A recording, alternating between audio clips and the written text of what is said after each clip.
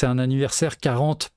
Pourquoi cet anniversaire m'éclate totalement? C'est qu'on fête pas les 40 ans du Mirage 2000 dans l'armée de l'air. On fête les 41 ans parce que l'arrivée des Mirage 2000 dans l'armée de l'air, c'est début juillet 1984.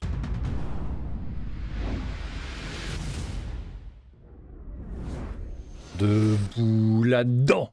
C'est Lâcher Solo qui recommence, poire et cahuètes, et puis on sort les chips, et puis on va discuter d'aviation, et on va parler de ça. L'anniversaire de cette semaine, anniversaire qui me fait plaisir, parce que c'est un avion que j'adore, le Mirage 2000, surtout en bleu. Ça, c'est des souvenirs de gamin, et c'est une machine qui m'a fait rêver. C'est la machine, si j'avais pas eu mes lunettes, et si j'avais été bon en maths, j'aurais peut-être été pilote de chasse, on ne sait jamais. Et j'aurais sans doute volé sur Mirage 2000. Donc c'est un avion qui, moi, me touche, c'est l'avion de ma génération, quelque part, qui fête son anniversaire dans l'armée de l'air. Et à cette occasion, donc à Luxeuil, il y a eu une petite cérémonie la semaine dernière, donc ils ont fait un chouette truc avec des Mirage 2000, des différentes versions encore en service en France, et puis cette jolie disposition. L'avion est entré en service à Dijon, la deuxième escadre de chasse, et à l'époque, ils étaient très marrants, les Mirage 2000C. RDM, si je me souviens bien, c'est le type du radar. Ils avaient le nez noir. Et si, bon, après, le nez devenait gris, mais quand vous avez des photos de Mirage 2000 avec le nez noir comme ça, c'est que vous êtes vieux. Je suis retombé alors sur un site très sympa qui s'appelle Istavia 21, donc qui est relatif à l'aviation du côté de Dijon, quand même un endroit assez riche en termes d'aviation, sachant que la base de Longuevic n'existe plus, mais bon, c'est aujourd'hui un aéroport civil. Et ça, c'est une photo qui est prise dans une cérémonie de réception des premiers Mirage 2000. Et alors, il y avait une page qui retraçait la cérémonie d'arrivée des Mirage 2000. Et Franck May qui fait, alors, nos Mirage 2000 sont plus vieux que les Canadair. Ouais. Ouais, à remplacer d'urgence. Il y a le Rafale qui arrive. Les Mirage 2000, les premiers Mirage 2000D que j'ai vus, c'était en 95 pendant mon service militaire. Donc c'est au moment où arrivent les Canadair. Donc les 2000D qui sont les avions les plus récents, les Mirage 2000 les plus récents. Ah non, il y a le Mirage-5. Mais les -5 qu'on a, nous, ce sont des Mirage 2000C RDM qui ont été rétrofités. Donc ils ont 40 ans, eux aussi. Ce qui est intéressant, c'est la cérémonie qui s'est passée donc ce jour-là à Dijon. Le détail m'a explosé pour plein de raisons. Les avions étaient en cours d'évaluation au CEAM à Mont-de-Marsan et donc étaient déjà pris en compte par l'armée de l'air, mais ils sont ce jour-là amenés à Dijon pour rentrer en service et commencer le remplacement des Mirage 3 qui étaient en service à l'époque. Déjà, entre le Mirage 2000 et le Mirage 3, il y a quand même un monde d'écart, les commandes de vol électrique, les systèmes d'armes, enfin là on est dans un avion vraiment du XXe siècle. À l'occasion de cette cérémonie, ils ont fait voler un Breguet 14 qui venait de La Ferté-Alais avec un monsieur aux commandes qui s'appelait Pierre Dague. Pierre Dague, alors, c'était un des moustachus de La Ferté-Alais qui est malheureusement mort à la fin des années 90 dans une collision en vol en T-28. Sa fille était hôtesse de l'air à Air France et elle venait de temps en temps à la boutique Boulevard Malesherbes. Elle habitait pas très loin et j'ai eu une longue conversation sur son père avec elle. Donc c'est Pierre Dac, c'est un nom qui me parle, moi. Voilà. Il y avait un Mystère 4A qui avait été présenté par le capitaine Guédon. Il y avait encore des Mystère 4 en service à cette époque-là, il devait être à Cazaux.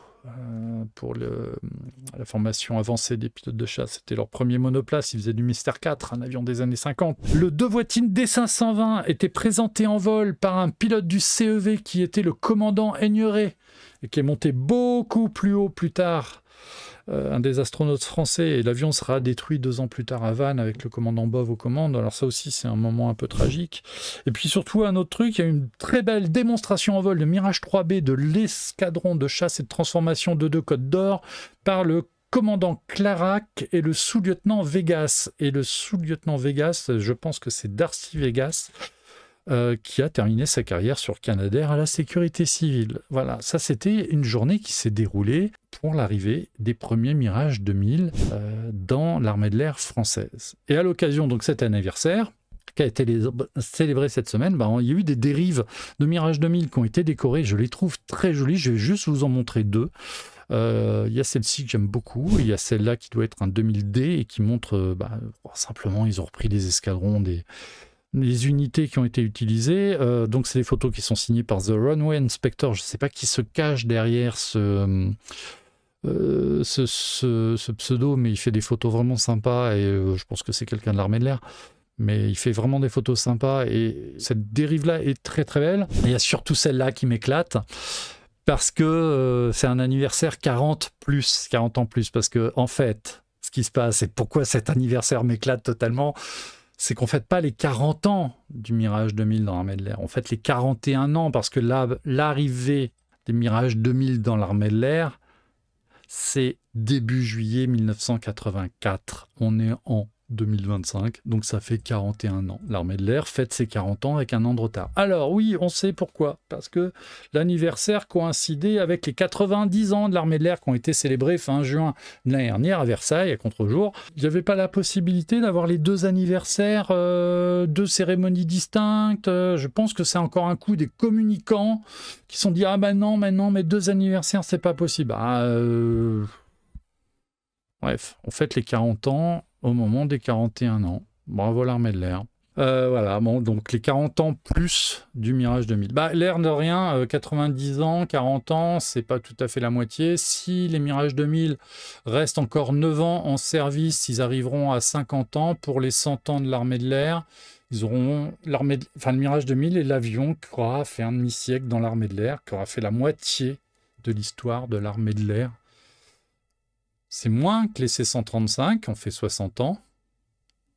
Et c'est là qu'on se rend compte que l'armée de l'air, c'est quand même une armée jeune, quoi, quelque part. Donc voilà, c'est l'histoire. Et donc, la question avec laquelle on va finir l'émission, c'est quel est l'avion le plus ancien en service dans l'armée de l'air? C'est pas le Mirage 2000, c'est plus le C-135 parce que, comment dire, il y en a plus. C'est lui. C'est le Jodel 140. Et les Jodel 140 de l'armée de l'air, ils sont rentrés en service exactement en 1969. Donc, ils sont plus vieux que moi. Déjà que je me sens de plus en plus vieux. 1969, donc ça veut dire qu'il y a 57 ans de service pour ces machines-là. Qui sont des machines très sympas. Voilà. Armée de l'air, mais l'escadron Sidéré qui est le digne héritier des ballons de Fleurus. Oui, ça date de la Révolution. Oui, la conquête de... Oui, c'est vrai. Mais l'armée de l'air est indépendante que depuis 1934. L'aviation française, l'aviation militaire française, elle existait en 14-18. Mais là, on parle d'une armée de l'air, donc une armée de l'air indépendante. La RAF est indépendante de l'armée britannique depuis 1918. Depuis le 1er avril 1918, c'était pas une blague. Et donc, oui, voilà. Si vous voulez savoir quel est l'avion le plus ancien de l'armée de l'air, il est là. Enfin, c'est un de ceux-là, c'est un Jodel 140 abeilles.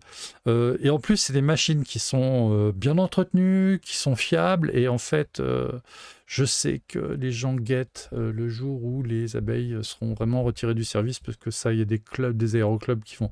Des gens qui volent en montagne, qui vont se jurer dessus. Il y en a déjà qui sont déjà passés au registre civil. Voilà. Oui, un grand bravo aux techniciens pour les préserver dans un si bel état. Et c'est valable aussi pour les Canadair et pour les Mirage 2000. Oui, un Jodel de l'armée de l'air, je pense qu'au niveau entretien, c'est suivi...